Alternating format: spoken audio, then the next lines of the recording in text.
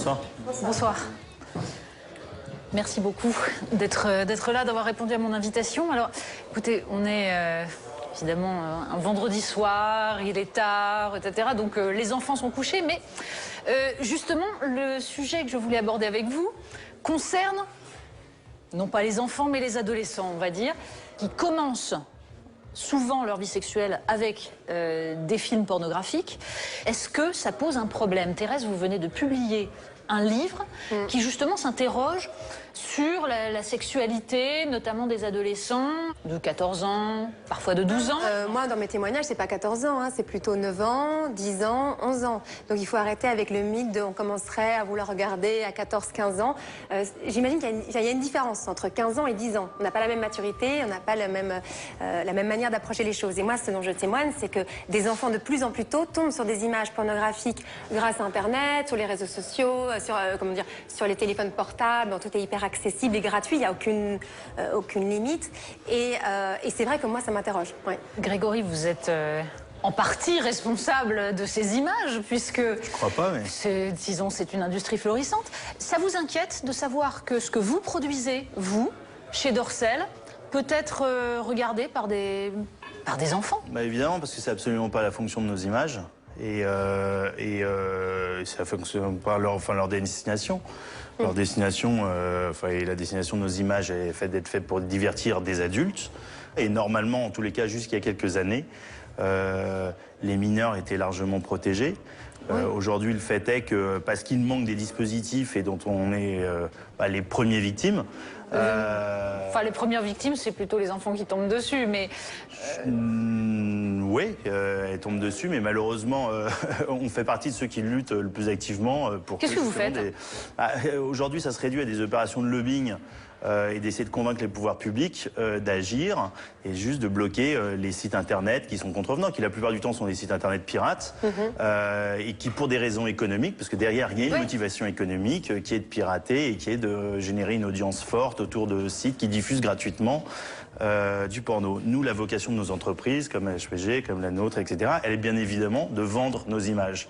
Et donc, par là même, un mineur qui consomme gratuitement nos images ne nous intéresse absolument pas, et c'est à l'inverse de nos valeurs. Nous, on veut pas ça. On travaille pas.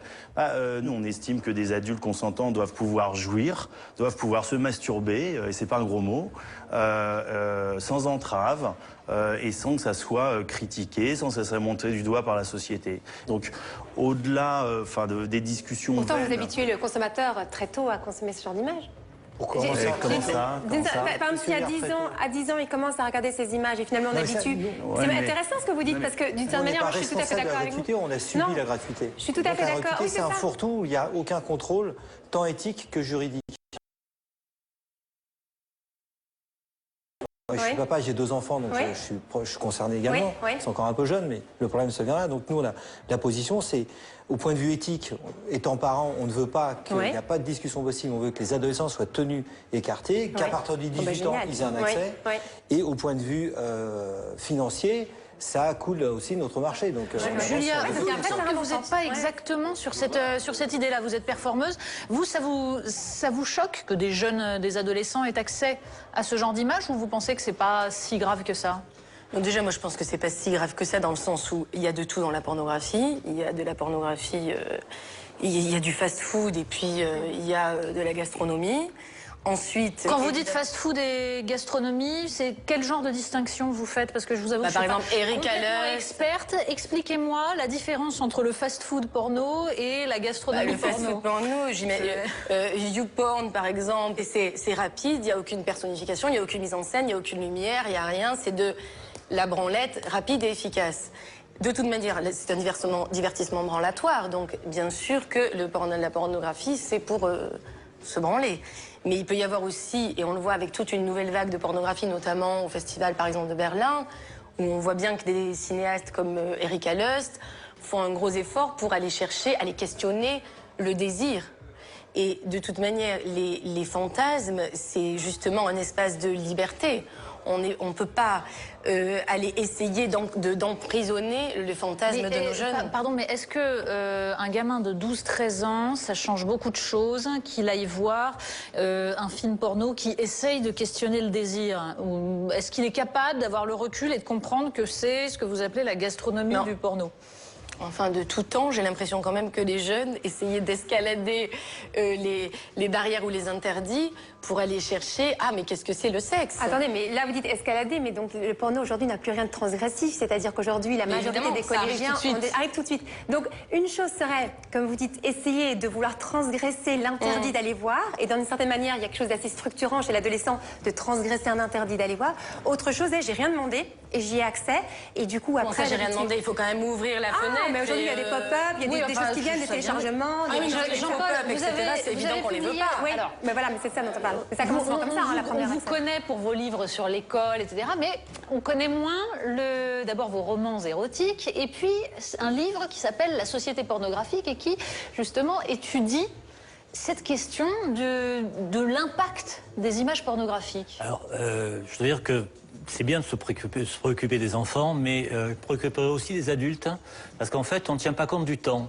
La pornographie sur Internet, ça existe depuis, on va dire, une bonne quinzaine d'années. Hein, ça a été, même au début, le seul secteur qui faisait rentrer du fric sur Internet. Tout le reste était déficitaire, et ce rapport à l'argent est absolument fondamental. Alors il faut voir qu'il y a une génération qui maintenant a 25-30 ans, qui n'a jamais connu que ça, véritablement, qui est née avec ça. Rien à voir avec une génération qui en a, allez, on va dire 40, 50, etc.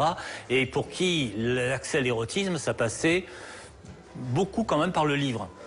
Et il y a un rapport à l'image qui est une chose, parce qu'on est totalement passif vis-à-vis de l'image, qui est fourni. Il y a un rapport au livre qui est complètement différent, parce que là, les images, on se les fournit. Et c'est toute la différence qu'il y a, si je peux dire, entre la pornographie et, très franchement, je pense qu'il faut prendre des mesures coercitives très, très dures par rapport à ce qui se passe sur Internet, et l'érotisme, dont je défends les droits imprescriptibles, de toute façon, et qui, là, est dans l'action, pas dans la réception. Mais est-ce qu'on ne peut pas quand même faire confiance aux jeunes? Quelles mesures coercitives pour quelle partie? Parce que c'est un peu généraliste, si vous dites quelles mesures à prendre et c'est quoi le grand Satan pour vous dans Je pense très franchement qu'il faut protéger les gens, de façon générale. Alors, pas seulement les enfants, pas seulement les enfants, qu'il faut protéger les enfants contre eux-mêmes. Les gens contre eux-mêmes. Mais est-ce qu'on peut pas faire confiance aux jeunes? Exactement comme la ceinture de sécurité. C'est toujours une position qui m'inquiète un petit peu. C'est totalitaire, c'est pas voilà. C'est toujours que, effectivement, les gens n'ont pas la capacité de réfléchir et de s'autogérer, donc on va gérer pour eux et on va régler de leur réfléchir et de s'autogérer. Juste pour faire une petite précision, je vais juste vous rappeler quelque chose. C'est de 74 à 1980, le cinéma X a représenté 30% des entrées en salle de cinéma en France. Oui. Donc les fameux adultes dont vous parlez et dont vous avez fait partie, ont tous été au cinéma pour aller voir des films pour aller voir des films aller au cinéma, et ça n'a jamais posé de problème. Donc volontaire qui prend du temps, etc., qui coûte de l'argent. Comme un adulte qui va aller choisir et consommer volontairement des images pornographiques sur quelque média que ce soit en télévision, que ce soit en VOD, que ce soit sur le web, c'est son choix plus entier. Et si vous pensez pouvoir décider de quelles mœurs il doit avoir et de ce qu'il doit regarder ou pas, c'est votre droit le plus entier, mais ça me paraît un petit peu totalitaire. Ça me paraît un petit peu totalitaire comme position. C'est très drôle, vu ce que j'écris, de passer pour un père la pudeur. Thérèse, puisque vous êtes sexologue, expliquez-nous ce que les gens viennent vous raconter. Moi, ce que les gens viennent me raconter, et par rapport à la génération qui a grandi avec Internet, avec ces pornographies hyper disponibles, c'est qu'aujourd'hui, l'imaginaire érotique est pris en otage par la pornographie. C'est-à-dire que avant que l'enfant apprenne, et c'est tout le propre de l'adolescence, à développer son propre imaginaire érotique, à rentrer en contact avec cette partie-là compliquée des fantasmes, eh bien, finalement, la pornographie vient court-circuiter cette élaboration de l'imaginaire. Et moi, ce qui m'intéresse, en tant que sexologue et pour la vie sexuelle des couples futurs d'adultes, c'est de savoir aussi utiliser son propre imaginaire, imaginer et avoir une démarche plus active. Et donc, pour le dire simplement, à partir de là, j'ai une question. C'est pour ça qu'il y a une différence entre les enfants et les adultes. Les images pornographiques que voient aujourd'hui des jeunes très tôt et de façon extrêmement récurrente, changent par exemple leur façon de concevoir l'autre, leur façon de voir, leur façon de concevoir l'acte sexuel. Ça change quoi? C'est ça. Bien sûr que ça change, puisque tout à coup on leur offre des images qui, à l'intérieur de ces images, il pourrait y avoir beaucoup de violence. Bien sûr que leur expérience va être honteuse, ça va changer. Écoutez, D'autant plus que la sexualité a disparu de la sphère publique. Vous disiez que vous préfériez largement que les plus jeunes puissent construire leur sexualité au fur et à mesure, mais ils n'ont plus rien pour la construire. Si vous regardez les films 9 semaines et demie, 37-2, etc., ce sont des films qui pourraient absolument plus être projetés. Donc il n'y a plus d'endroit où on peut dialoguer, où un enfant peut se construire et comprendre ce que c'est que la sexualité. Malheureusement, on est les premiers à le regretter. La seule compréhension qu'on a de la sexualité se fait aujourd'hui au travers du porno, ce qui est catastrophique. Nous sommes tous d'accord pour le dire. Et ce n'est absolument pas l'objet du porno. Très bien, on le sait depuis 20 ans. Néanmoins, malheureusement, ce n'est pas notre fonction d'assurer l'éducation sexuelle des plus jeunes. Mais à force d'enterrer et à force d'avoir des propos comme monsieur qui sont, enfin, bon, un peu... totalitaires. Oui, enfin bon, voilà. Qu'est-ce que l'on fait? On supprime la possibilité de discuter de sexe, normalement, pour se construire une sexualité. Le porno, ce n'est pas la sexualité. Le porno. Comment vous expliquez qu'il ne légifère pas là-dessus? Parce que vous avez raison, on a l'impression qu'on est quand même d'accord sur le côté, sur le fait que les enfants de 10 ans, 11 ans, et voilà. Et comment vous expliquez que finalement, aujourd'hui, ils y aient encore accès? C'est-à-dire que votre lobbying, d'une certaine manière, ne marche pas. Mais bien évidemment. Expliquez-moi comment ça se fait. Et comment ça se fait? Parce que tout le monde, parce que je me dis, ça doit être très compliqué. Mais parce que, un problème monstrueux de génération. Oui, d'accord, on est d'accord. Il faut que les pouvoirs publics aient une compréhension du fonctionnement d'Internet lui-même. Mais personne ne veut bouger en la matière. Déjà parce que c'est le sexe.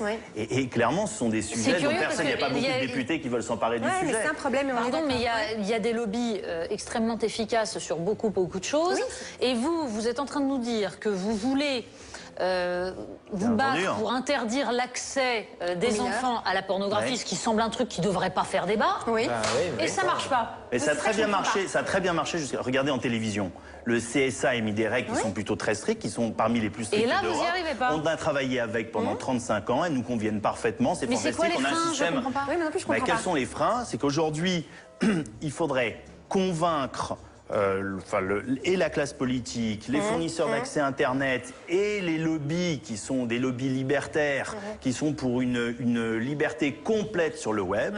Il faudrait accepter le fait qu'on puisse bloquer l'accès aux sites qui contreviennent aux lois pénales françaises. Est-ce qu'on n'a pas en fait une magnifique alliance, une fois de plus, entre les libertaires dont vous parlez et les libéraux qui sont là pour faire de l'argent, parce que c'est quand même la plus merveilleuse machine à cash qui existe. Pour cette fantastique et ces grands fantasmes, etc. Regardez, on est le plus gros acteur, Marc Dorcel, et le plus gros acteur européen en la matière. On est une société qui fait 35 millions d'euros de chiffre d'affaires. Enfin, de quoi parle-t-on? Franchement, s'il y avait un lobby économique derrière, etc., ça se saurait. Bon, il n'y en a pas. Pourquoi? Parce que c'est des sujets dont, surtout en France, société hyper conservatrice, personne ne veut s'en emparer pour régler le problème réellement, comme c'est le cas en ce moment en Angleterre, comme c'était le cas en Allemagne, comme c'était le cas en Hollande et comme c'est le cas aux États-Unis. Ils deviennent de plus en plus. On a un dispositif légal. C'est parce qu'on serait un pays conservateur que ça ne marche pas. Ça vous semble... Je pense que c'est parce qu'on est un pays extrêmement pudibond. On est, alors je suis d'accord sur un point au moins, on est dans une période de récession au niveau du sexe, comme je l'aurais jamais imaginé dans les années 60-70, où on était en pleine libération, etc. On est actuellement dans une pudibonderie absolue, et la pornographie, c'est juste l'autre côté de la médaille. Exactement comme en Angleterre, dans les grandes années de Victoria, il y avait les chemises de nuit à trous que portait votre arrière-arrière-grand-mère, Polony. Vous ne connaissez pas cette dame, elle était tout à fait ouverte. Et en même temps, 100 000 prostituées dans les rues de Londres. Mais oui. Voilà. Et il y avait l'alternance des deux. Donc ces bourgeois extraordinairement pudibonds allaient se taper des putes le soir, revenaient chez eux, refilaient la ch'touille à leur femme éventuellement. Bon, on est dans une période qui est du même ordre. Je pense que c'est lié d'ailleurs à la notion de crise, de façon générale. Quand ça va bien, le sexe se libère. Quand ça va beaucoup moins bien, le sexe repart en retrait. Les bouquins que j'ai sortis aux éditions Blanches dans les années 90-2000 ne sortiraient plus actuellement. Est-ce que ça pourrait sortir aujourd'hui? Impossible. Ben, ça, on ne peut pas le couper, si je puis dire, parce que c'est un grand auteur classique. C'est la même chose en musique. Voilà. À chaque fois, on me dit, oui, si Gainsbourg était là, est-ce qu'il pourrait sortir ses musiques? Moi, je le sais, j'écris des textes, j'écris des chansons qui sont charnelles, qui sont sensuelles, qui questionnent le désir. Et dans les radios, on me dit, oh, vous parlez de sueur, de poils, mon Dieu, on ne peut pas passer ça à la radio. C'est le nouvel album que vous venez de sortir. Tout à fait, Dr Love. Dr Love. Je comprends, effectivement, il y a ce problème dans la création, mais d'ailleurs qui est... Moi, je crois que la pornographie, là, on fait un débat sur la pornographie, mais la vraie question, est-ce que c'est pas déjà, l'éducation, les familles, les parents, la société éventuellement, comment on règle ça, le corps enseignant, pourquoi pas, et aussi la création. Si cette manière de parler de sexualité ne nous plaît pas, très bien, comment vous souhaitez en parler? Écrivons des livres, chantons des chansons, etc. Excusez-moi, juste... vous parlez de création, vous parlez d'art. Est-ce que réellement la pornographie est un art ou est-ce que c'est une industrie qui n'est pas la même chose? Mais pourquoi pas? J'ai eu cette discussion avec John Beirout. J'ai eu cette discussion avec John Beirout, qui est un réalisateur qui aimerait se qualifier de cinéaste. Et je lui ai dit très bien, alors si tu es un artiste, fais des vraies mises en scène, mets des vrais personnages, fais des lumières, construis des histoires. Jean-Paul disait tout à l'heure que le scénario était quand même assez souvent réduit. Bon, je ne me prétendrai pas experte, mais enfin le peu que j'ai vu me semblait assez. D'accord. Et dans les films comiques, vous estimez que le scénario est hyper élaboré? L'objet d'un film comique est de faire rigoler. L'objet du film comique, c'est d'exciter. Il n'y a aucun autre objet que celui-ci. Donc il faut arriver le plus vite possible à la performance et l'efficacité. Le plus vite possible, pas forcément, parce que c'est pas forcément... Et nous, chez Marc Dorcel, on prône un petit peu l'inverse. Mais en tous les cas, de retomber... De la qualité du scénario. Mais après, chacun arrive à ses fins et chacun répond. Et chacun répond de façon différente. Il y a un problème sur la définition de ce avec quoi on se branle. Vous voyez? Oui, je pense que posons cette question-là. Une vraie question. J'attends le développement parce que là, dans les films porno, il y a à peu près tout. Il y a tous les organes, sauf celui qui, à mon avis, est l'organe essentiel au niveau du sexe, de l'érotisme, de l'amour, etc., qui est le cerveau. Et ça fait 35 ans à peu près qu'on entend « Ah oui, avant de mon temps, c'était vachement mieux. » Voilà. Et moi, si j'avais fait un film X, moi, je l'aurais fait comme ça, c'est comme ça qui serait bien. Sans dire qu'avant, c'était vachement mieux, excusez-moi, mais il me semble que d'arriver à construire des fantasmes en lisant du Nabokov, Ada Hoularder, ou même en lisant un peu jeune une scène de calèche dans Madame Bovary, c'est beaucoup plus efficace. Je vous invite à regarder, à revisionner un petit peu ce qui faisait salle comble, les salles de cinéma comble dans les années 70. Et vous seriez très mal à l'aise, puisque dans les années 70, ce qui faisait salle comble avec les films X, la pornographie, c'était la transgression des tabous. Et on transgressait tous les tabous de la société. Inceste, viol, religion, rapport hiérarchique, tout y passait. Une chose est sûre, c'est que le cinéma X, vous le disiez aujourd'hui, le cinéma X aujourd'hui ne transgresse plus aucun tabou, puisque nous-mêmes, en tant que producteurs, nous ne l'assumerions pas. Rien ne nous l'interdit, mais moralement, nous ne l'assumerions pas, et nos spectateurs non plus. Donc la pornographie n'a absolument plus vocation à transgresser de tabous. Donc à partir de là, c'est la représentation d'un acte sexuel plus ou moins extrême, mais en tous les cas qui est consenti, qui est partagé par un homme, par une femme, et une femme qui est devenue plus active. Vous êtes acteur, est-ce que vous avez vu une évolution dans les rôles qu'on vous proposait? Est-ce que vous avez l'impression de vous reconnaître dans ce discours? En tout cas, là, je suis en train de produire un film qui va dans le cinéma, dans le circuit traditionnel, avec des scènes sexuellement explicites. J'ai embauché une très grande directrice de casting, et on a fait passer un casting à plus de 600 actrices, plus de 600 traditionnelles, qui en général n'ont pas fait grand-chose, mais il n'y en a aucune qui m'a dit oui pour faire une scène de sexe à l'écran. Donc il y a quand même encore pas mal de tabous. Et le sexe, il doit être masturbatoire ou artistique. Excusez-moi, ça vous étonne qu'une actrice normale n'ait pas envie de tourner des scènes parce que dans l'Empire des Sens, on ne se pose pas la question. Dans l'Empire des Sens, c'est un des rares films qui arrive à intégrer des scènes de sexe. Voilà. Oui, ben voilà. C'était un point, et c'était les années 60. C'est surtout une œuvre d'art, voilà. C'est une œuvre d'art. Et qu'il y ait une industrie, une industrialisation des productions culturelles, c'est une évidence. Mais c'est une industrie, tout est industrie. Oui, voilà, mais c'est peut-être bien le Les émissions problème, télé non sont des industries, monsieur écrit des livres qui sont de l'industrie. Moi, je tout le monde a une activité économique. On n'a pas de problème. Parce que ce qui est génial, c'est qu'en fait, ce qui est drôle, c'est que chacun ici, en fait, d'une certaine manière, commerce sur cette réalité-là. Vous produisez les choses, mais moi aussi, en fait. C'est-à-dire que moi, ce que je gère comme sexologue, c'est le service après-vente de la pornographie. Et ça veut dire quoi, le service après-vente? Ça veut dire quoi? Je dois avoir un tiers au moins de gens qui disent je suis dépendant à la pornographie et c'est un problème dans ma vie. C'est-à-dire qu'à un moment. Moi, je suis dépendant à la pornographie, c'est pas un problème dans ma vie. Oui, mais attendez, il y en a qui disent c'est un problème. Bien sûr. Donc, c'est les gens qui disent pour moi, c'est un problème. C'est là que ça devient intéressant. Et dans les établissements scolaires, on voit très vite aussi comment la pornographie qui est consommée, mais on est tous d'accord, qui commence trop tôt, génère aussi des inquiétudes, génère des normes. Et donc, finalement, derrière, on va devoir les accompagner. Quand vous dites des normes, ça veut dire quoi? Ça veut dire des garçons qui ont l'impression qu'ils en ont une trop petite, des filles qui se font de l'épilation totale parce que c'est ce qu'elles ont vu dans les images, c'est ça, on est d'accord. Les pratiques sexuelles qui vont être... quand même, il y a une reproduction, c'est-à-dire que justement, quand on n'a pas la maturité nécessaire pour faire la part des choses, eh bien oui, il y a une tendance à reproduire. La maturité nécessaire. Eh bien, la loi française, elle estime à plus ou moins 15 ans, elle a réglé ça, bien sûr que c'est quelque chose d'arbitraire et qu'à un moment, on fixe des normes entre minorité et majorité sexuelle.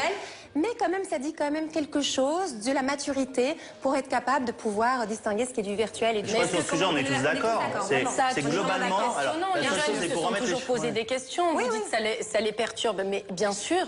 N'importe quel jeune de tout temps a été perturbé par le passage à la Oui, d'accord, mais la question, c'est peut-être celle de la liberté face à ça. C'est-à-dire que qu'on ait tous été perturbés par, en effet, la découverte de ce qui est un mystère, une complexité. D'accord. Le problème, là, c'est d'être confronté à quelque chose qui se présente comme une norme et dont on n'est pas capable de savoir qu'elle nous aliène. Éducation. Depuis quand ça se présente comme une norme? Moi, j'ai un enfant, je vais dire attention, chérie.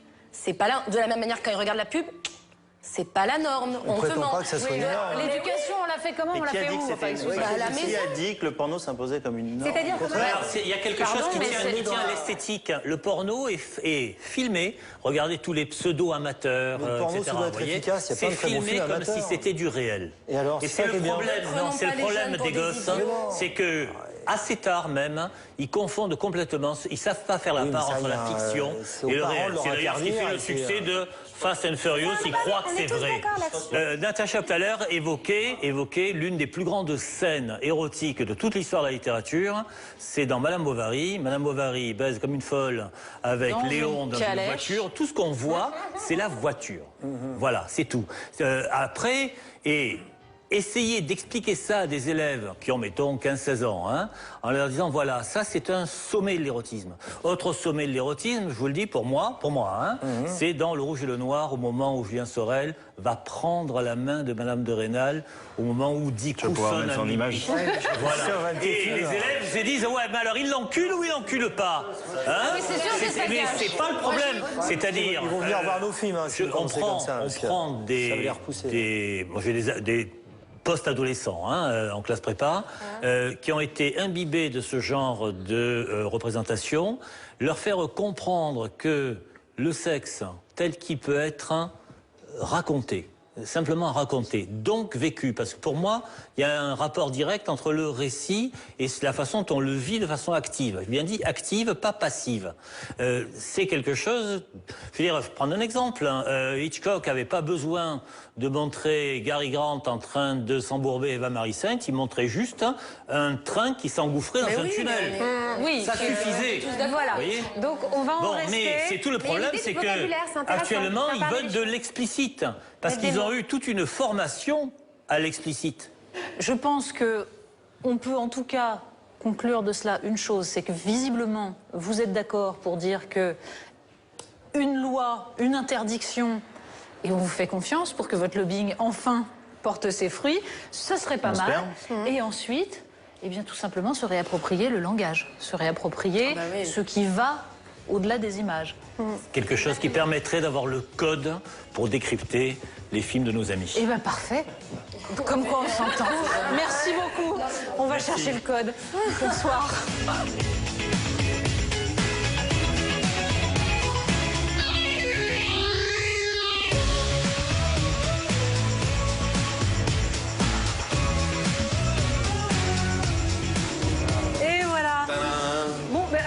HPG, t'as reconnu? Je sais pas s'il m'a reconnu, mais en tout cas, il m'a refait des avances. Oh non. Donc, je dois être son genre t'as dit oui, j'espère. Faut dire en même temps que t'as un peu aguiché. La prochaine fois, t'essayes de mettre un t-shirt suffisamment long, tu sais, oui, mais je sais, mais il a rétréci la machine. Et à la prochaine alors. À la prochaine. Salut.